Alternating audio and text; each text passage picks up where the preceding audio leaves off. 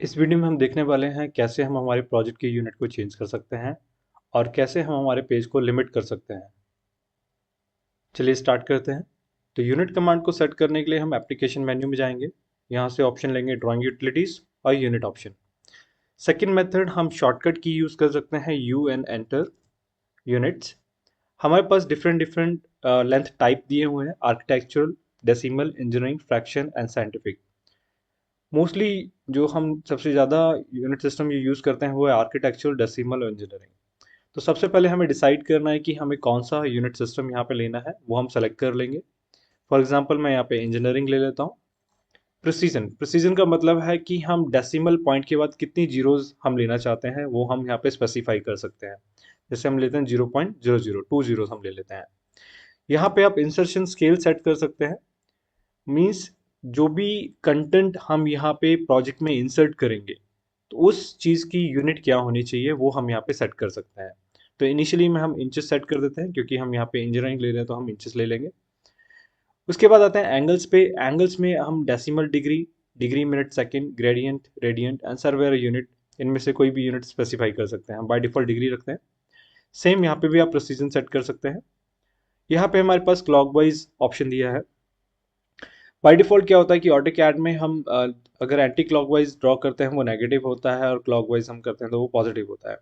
But जब हम इसे टिक करेंगे तो क्या होगा, जो हमारा क्लॉकवाइज डायरेक्शन होगा वो नेगेटिव हो जाएगा और एंटी क्लॉकवाइज पॉजिटिव हो जाएगा। तो सबसे पहले जो भी है कि हमें हमारा डिसीजन लेना है कि हमें किस यूनिट में काम करना है, वो यूनिट हमें यहाँ पे स्पेसिफाई करनी पड़ेगी। यूनिट स्पेसिफाई करने के लिए तो यहाँ पे हम सेट कर देते हैं डेसिमल और प्रिसीजन रखते हैं और यहाँ पे हम कर लेते हैं और ओके करते हैं। यूनिट सेट होने के बाद हम हमारे लिमिट्स को सेट कर लेंगे। उसके लिए हम कमांड यूज करेंगे लिमिट्स, एंटर। तो फर्स्ट इनिशियल लिमिट जो हम देते हैं 0,0, ताकि हमारे पेज को ओरिजिन से स्पेसिफाई कर सकें। तो हम 0,0 लेंगे। इसके बाद हम सेकंड लिमिट जो लेंगे वो हमारी ड्राइंग के हिसाब से हम डिसाइड कर सकते हैं। फॉर एग्जांपल हमारी ड्राइंग का साइज 100 बाई 100 है तो हम जो हमारी लिमिट लेंगे 200 बाई 200 ले सकते हैं, या 300 बाई 300, मतलब डबल या ट्रिपल हम जस्ट हमारे ड्राइंग साइज का ले लेंगे। तो यहाँ पे मैं 300 एंटर कर दूंगा। उसके बाद एक बार और लिमिट कमांड्स को लेंगे और यहाँ से लिमिट को ऑन करेंगे। फिर जेड एंटर करेंगे। जेड मीन्स जूम, ए मीन्स ऑल। तो जेड एंटर, ए एंटर करने के बाद स्क्रीन हमारी जूम हो जाएगी। अभी क्या है, लिमिट हमारी सेट हो गई तो हमारी जो लिमिट एरिया है वो हम देख नहीं पाते हैं, क्योंकि जो बाउंड्री होती है वो इनविजिबल होती है।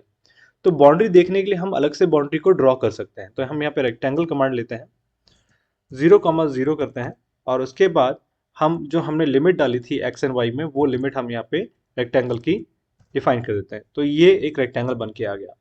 तो ये रेक्टेंगल क्या है, ये मेरा बाउंड्री एरिया है जिसके अंदर मैं अपनी ड्राइंग को ड्रॉ कर सकता हूँ। अगर मैं यहाँ से कोई भी टूल लेता हूँ और यहाँ बाहर ड्रॉ करने की कोशिश करता हूँ तो आप देखेंगे नीचे एक मैसेज लिखा आ रहा है आउटसाइड लिमिट। तो आप इस लिमिट के बाहर ड्रॉ नहीं कर सकते हैं। हम सिर्फ और सिर्फ इस लिमिट के अंदर ड्रॉ कर सकते हैं। फॉर एग्जाम्पल मुझे यहाँ पे 50 रेडियस का सर्कल बनाना है तो हम इजीली ड्रॉ कर सकते हैं। फॉर एग्जाम्पल हमने लाइन ली है, मुझे एक 150 की लाइन ड्रॉ करनी है तो इजीली हम ड्रॉ कर सकते हैं।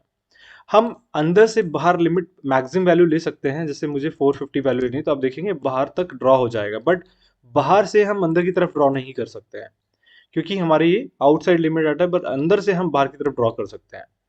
तो यहाँ पे हम विद इन लिमिट और लिमिट के अंदर से बाहर तक ड्रॉ कर सकते हैं। तो इस तरीके से हम हमारे प्रोजेक्ट में यूनिट्स एंड लिमिट को सेट कर सकते हैं।